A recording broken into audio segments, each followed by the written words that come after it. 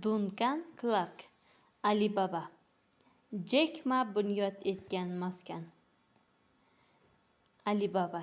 Jek Ma bunyod etgan maskan oddiy ingliz tili o'qituvchisi qanday qilib dunyodagi eng qimmat kompaniyalardan birini yaratgani va jahon iqtisodiyotini o'zgartirib yuborgani haqida hikoya qiladi.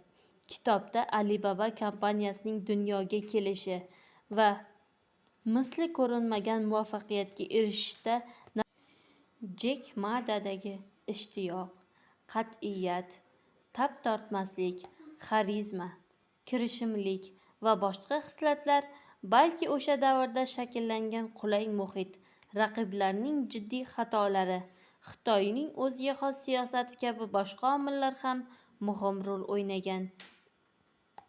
Shuningdek, Jek Ma'ning muvaffaqiyatga erishish qoidalari va ularning tatbiqi ham tasvirlangan. Kitobni o'qir ekansiz, Alibaba kompaniyasining oyoqqa turishi bilan bir qatorda Xitoy iqtisodiyotining rivojlanish jarayoni, inqilobiy islohotlar, Xitoy tadbirkorlari va xalqining bozor iqtisodiyoti uchun kechgan og'ir hamda matonatli kurashiga ham guvoh bo'lasiz.